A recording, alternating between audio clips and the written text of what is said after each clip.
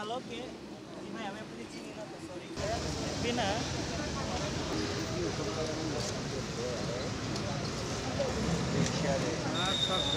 মামলা দিয়ে দিছে আর কি।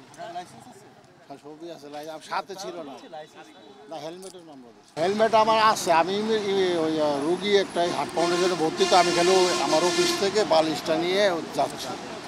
এই হেলমেটটা এখন বৃষ্টি হয়েছিল, ছুঁয়ে আমি চলে আসছি বলে এই আর কি। আমি এই রাইড শেয়ার করি উবার পাঠাও দুইটাই। আজকে 6টার দিকে বেরিয়েছি, বাসা আজিমপুরে। ঘটনা ওনারা ওঠানোর সময় আমি বলছি যে আপনি হেলমেটটা পরেন, সেনাবাহিনীর চেকপোস্ট আছে, চেকপোস্টে মানে কোনো ক্ষমা নাই। উনি বলছে যে আমারটা আমি বুঝুন, উনি বুঝে আসছি।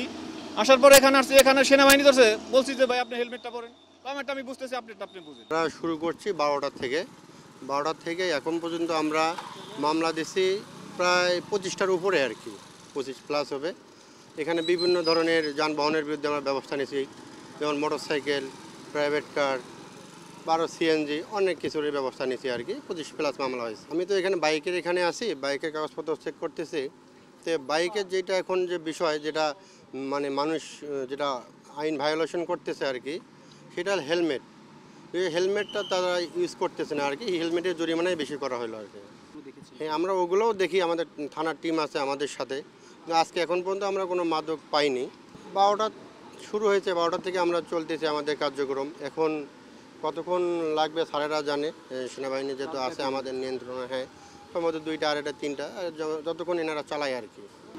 আমাদের এখানে 3টে লেয়ার আছে, 3টে, যেমন প্রথমে মোটরসাইকেল, তারপর প্রাইভেট কার, তারপরে হচ্ছে অন্য অন্য গাড়ি, যেগুলো ভ্যারাইটিস আর কি, সব ধরনের গাড়ি চেক করা হচ্ছে।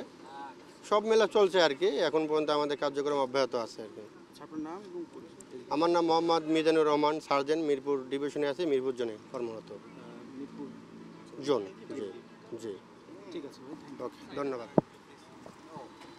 এই পাশে নেক্সট